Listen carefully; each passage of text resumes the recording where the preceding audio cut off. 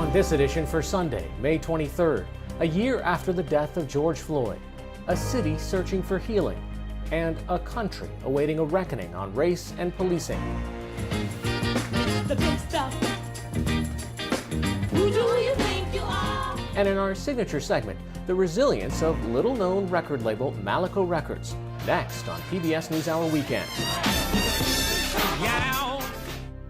PBS NewsHour Weekend is made possible by Sue and Edgar Wackenheim III, the Anderson Family Fund, Bernard and Denise Schwartz, the Cheryl and Philip Milstein family, Barbara Hope Zuckerberg, the Leonard and Norma Clorfine Foundation, the Peter G. Peterson and Joan Gantz Cooney Fund, the estate of Worthington Mayo Smith. We try to live in the moment, to not miss what's right in front of us. At Mutual of America, we believe taking care of tomorrow can help you make the most of today. Mutual of America Financial Group, retirement services and investments. For 25 years, Consumer Cellular has been offering no-contract wireless plans designed to help people do more of what they like. Our U.S.-based customer service team can help find a plan that fits you. To learn more, visit consumercellular.tv. Additional support has been provided by the Corporation for Public Broadcasting, a private corporation funded by the American people, and by contributions to your PBS station from viewers like you. Thank you. Good evening and thank you for joining us. Tuesday marks 1 year since George Floyd was killed by a white police officer in Minneapolis. The brutal murder caught on camera led to the reemergence of the Black Lives Matter movement. It also spurred a summer of protests calling for racial justice around the country and the world. Last month, former officer Derek Chauvin was convicted of all 3 charges against him, including second-degree murder. And in March, the city of Minneapolis agreed to pay $27 million to the Floyd family in a civil settlement. On Tuesday, members of the Floyd family will meet with President Joe Biden at the White House to mark the exact day George Floyd was killed.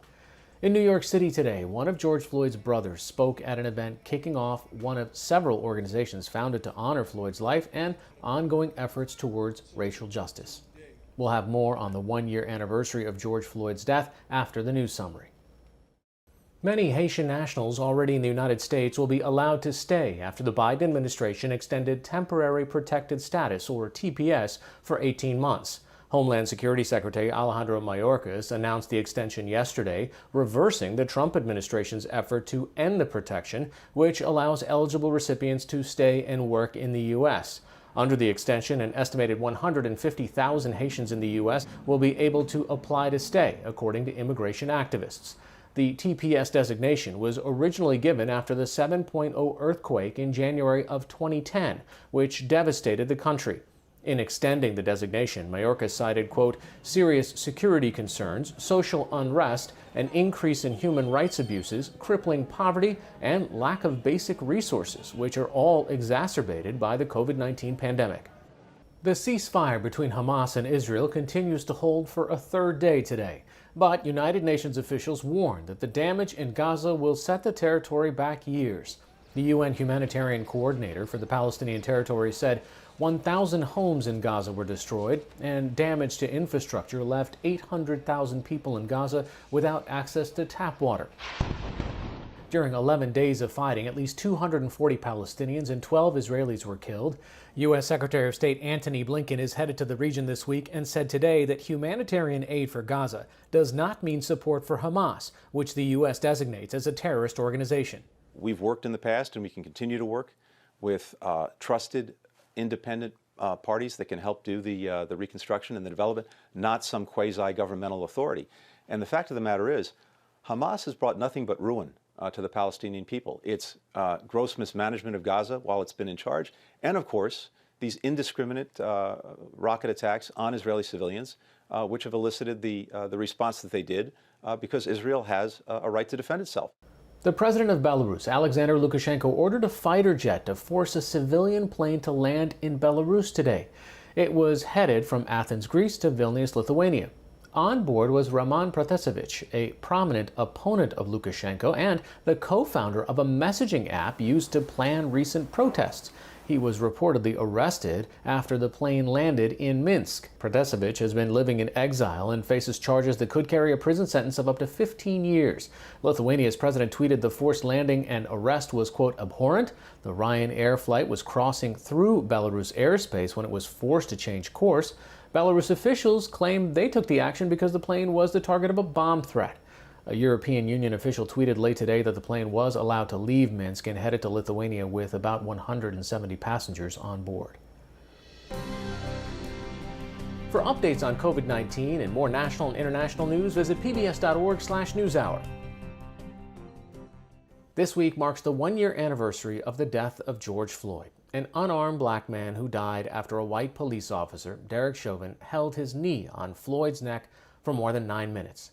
The incident, captured on cell phone video, surveillance cameras, and police body cams, led to a jury conviction last month on counts of second-degree murder, third-degree murder, and second-degree manslaughter. Sentencing is scheduled for June. NewsHour Weekend special correspondent Fred DeSam Lazaro joined me to reflect on the past year. Fred, you've lived in the Minneapolis-St. Paul area for decades now. Besides the pandemic, how has this last year been different after the death of George Floyd? It's like nothing we've witnessed here, Hari, or more accurately, nothing we've felt, because it's really palpable out there. And at this juncture, there is a real sense of severe exhaustion. And what about the trial for Derek Chauvin and now the trial for other officers? Does this just kind of keep this at the surface? It's been a very anguished time. There was a brief reprieve that came with the verdict that convicted Derek Chauvin. But then we go back and relive a lot of this with the federal trial of the 4 officers, with the state trial of the 4 officers that comes later, the trial as well cranking up with the killing of Dante Wright. And we're witnessing all of this amidst a crime spike. And in November, we will also see a ballot initiative that will ask voters in Minneapolis if they want to enable the dismantling of the police department. What will be on the ballot? What is being proposed?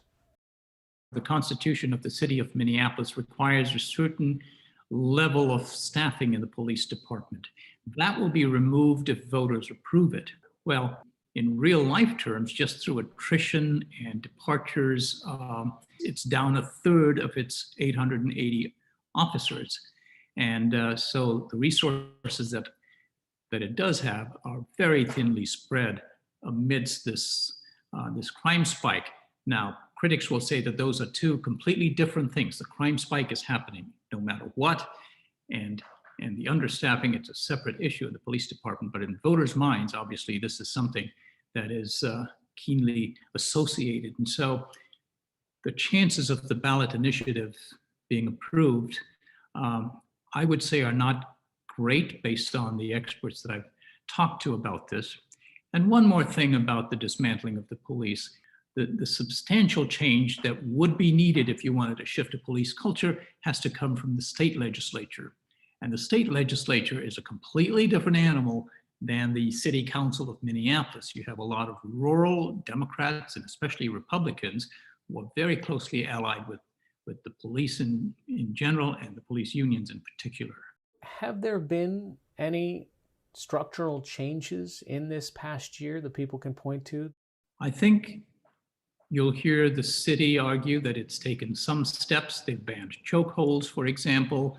They've done things at that level. They are just now talking about eliminating traffic stops that inordinately target minority drivers, for example. You're seeing an increase in funding for an Office of Violence Prevention at the city, which is working to prevent some of this violent spike that we're seeing, especially in the north side, the predominantly Black north side of Minneapolis. So there are changes there. But the fundamental shift in policing culture that protects officers, if you're going to change that system, you're going to have to go to the state legislature.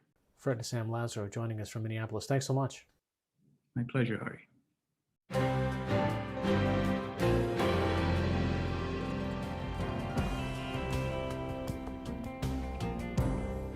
Early police reports and subsequent evidence presented in the police killing of George Floyd painted a contradictory picture of the deadly events that played out that evening nearly a year ago in Minneapolis, Minnesota.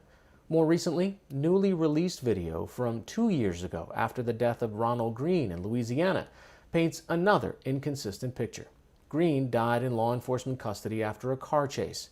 And while incidents like these spark renewed calls for police reform, consensus on what that means is nebulous.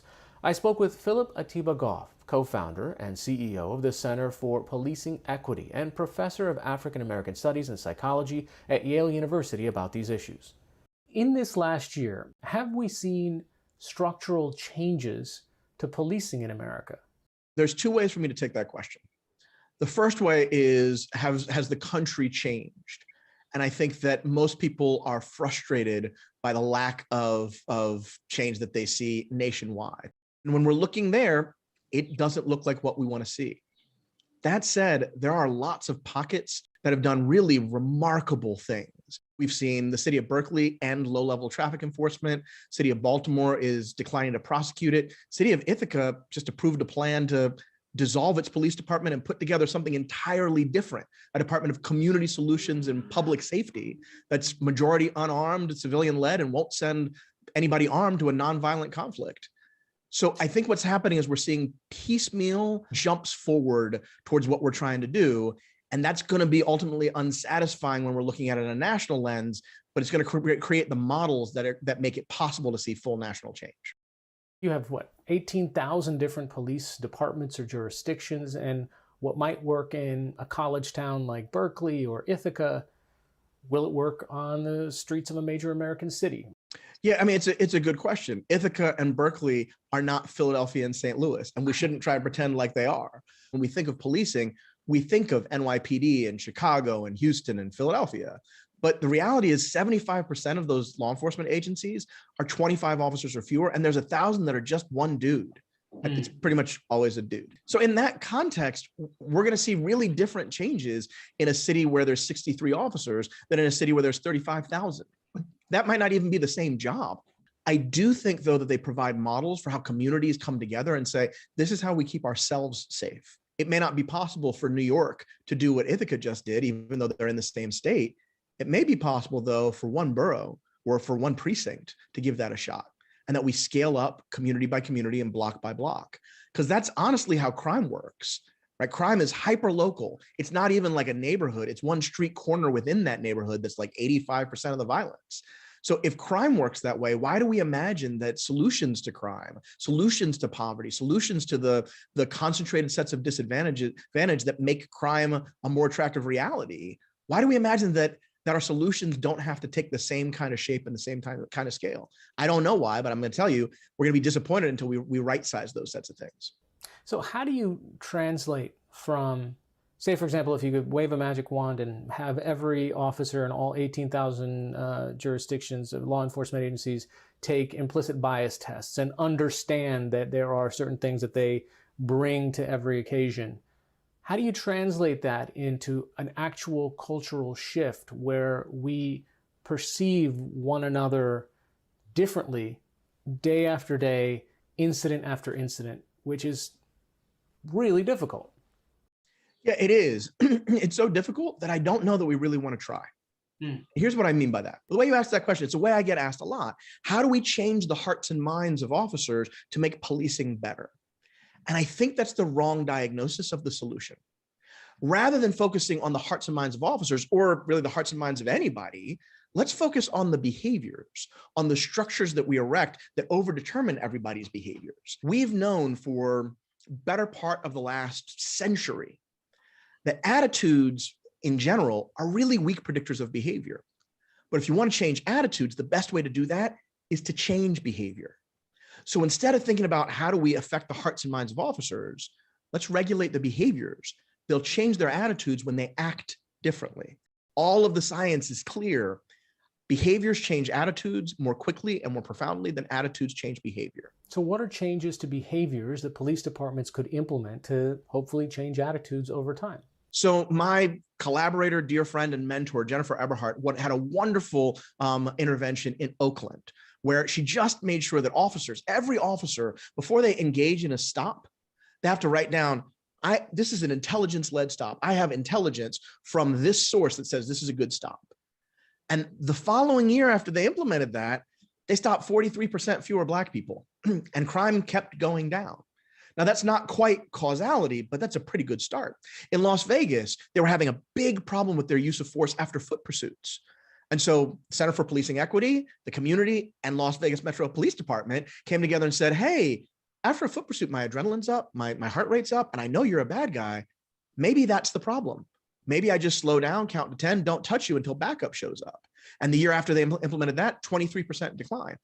But the best intervention is no law enforcement showing up in the first place where they don't need to be. The last 25 years of doing this work, everything I hear from police chiefs is, don't ask us to be school teachers, mental health experts, substance abuse counselors, homeless experts. And activists are asking for the same darn thing. Don't send a badge and a gun when the crisis is homelessness, send a roof and 4 walls. Then you don't have to worry about them being better. You don't have to worry about them being there at all. Don't introduce a gun to a situation where someone needs shelter. It'll make a tremendous difference in how often we have to mourn our dead. Philip Goff from Yale and the co-founder and co-CEO of the Center for Policing Equity. Thanks so much for joining us. Thanks, Hari.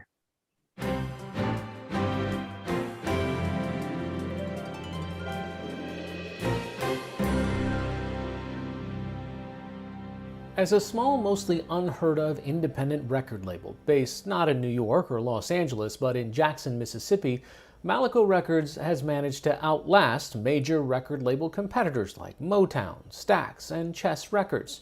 Referred to as the last soul company, it's been home to multiple recording artists and songwriters and has a catalog of original recordings and music copyrights numbering into the thousands.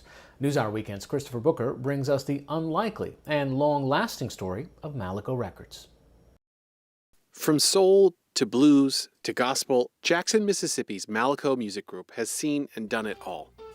Now, after over 50 years, the story of one of America's oldest surviving independent music companies is being told.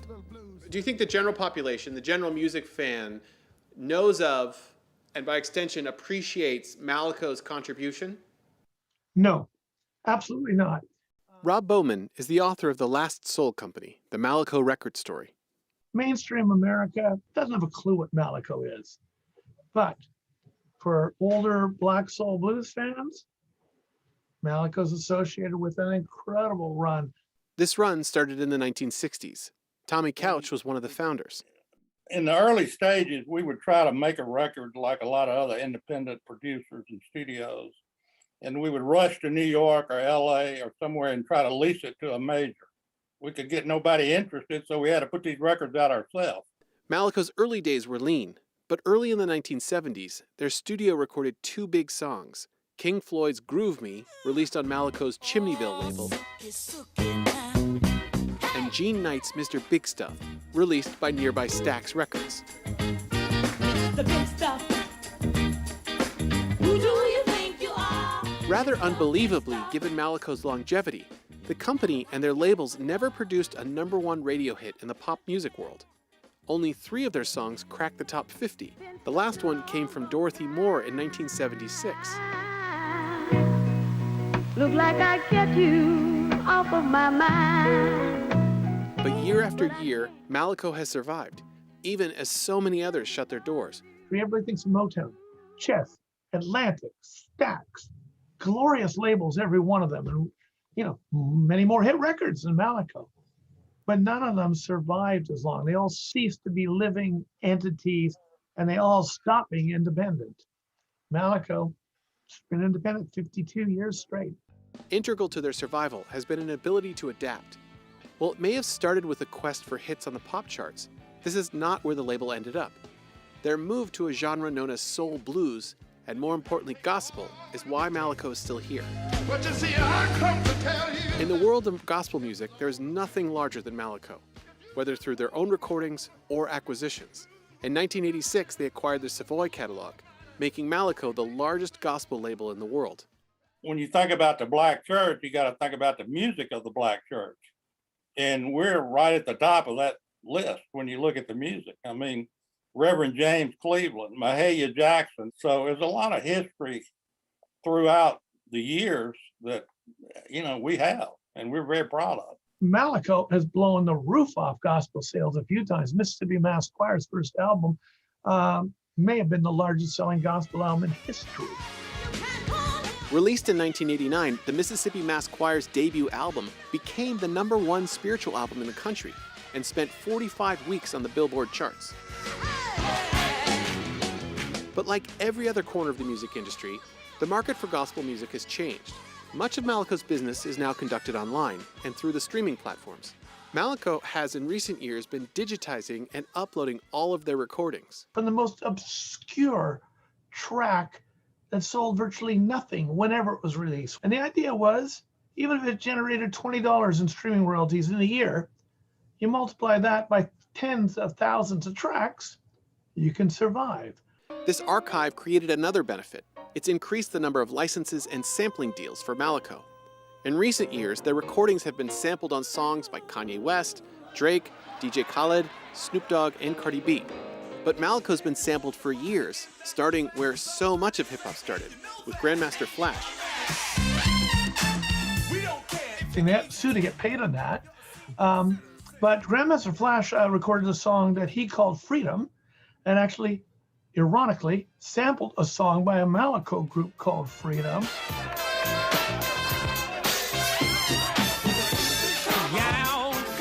Of course, that was back in the Wild West days of sampling in the early 80s, where nobody cleared anything, and if you got sued, maybe you paid something, and Malaco was right on top of it, sued. I don't know what they got paid, obviously that's confidential, but that was the first sample. Later on, people like Celine Dion sampled Reverend James Cleveland songs. Pusha T has sampled Malaco stuff, and one of the really great ones was Shaggy, Boombastic, one of the biggest hits of the 90s, and he's sampling a King Floyd song, Baby Let Me Kiss You. Suck it now, look there. Baby, let me do it till you let me kiss you, baby. What do you think the story of Malaco and its longevity says about the music industry? Well, it says the music industry is much like capitalism in general. There are multi-levels, multi-tiers at which one can play the game. It operates the way companies operated 40, 50, 60 years ago, and I'm talking about small companies. But it's not like they're these old geezers who don't know what's going on. They're incredibly smart and have adapted to the industry, but they've never sold to anybody. They've been completely independent. They have nobody's expectations except their own. This is PBS NewsHour Weekend, Sunday.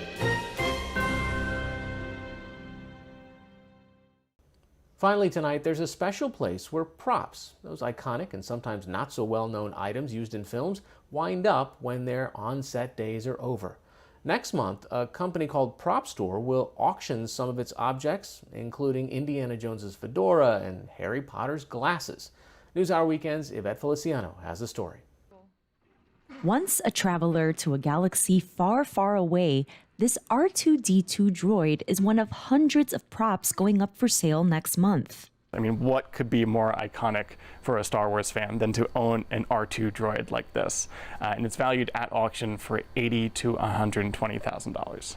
From Star Wars droids to Harry Potter's wand and glasses to Indiana Jones's hat, the store's California marketing manager says the top props are expected to bring hundreds of thousands of dollars from collectors. One of the hottest items in our auction is this original Indiana Jones Harrison Ford fedora hat from Indiana Jones and the Temple of Doom, the second film. This is valued in auction for $250,000 to $350,000. But there are other items on the block that will be more within reach for movie fans, including props used in Batman, Terminator, Wayne's World, and Iron Man. This is a great opportunity for any collector, especially a collector that is a fan of film, TV, any sort of media like that. We've even got pieces for comic art collectors in this auction. We've got something for every price range, from the hundreds of thousands to the low hundreds, such as these background shoes from the movie Elf. These will be in the lower range of prices, but the hope is that with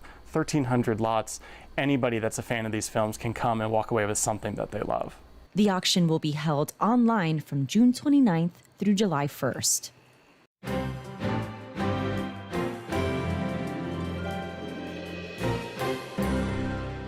That's all for this edition of PBS NewsHour Weekend. For the latest news updates, visit pbs.org/newshour. I'm Hari Srinivasan. Thanks for watching. Stay healthy and have a good night.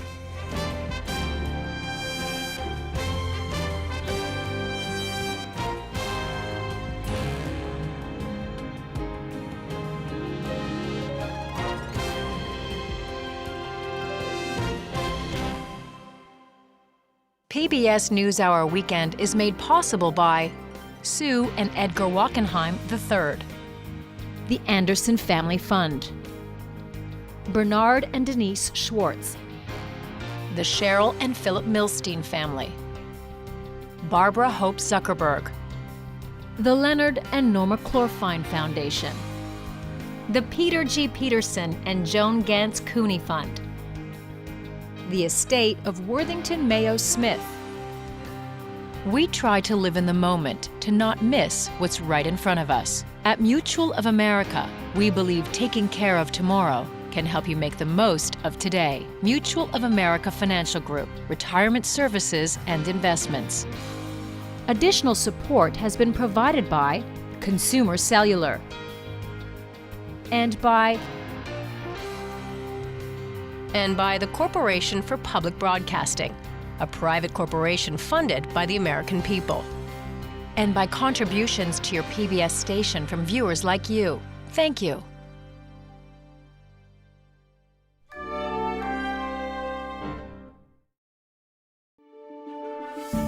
You're watching PBS.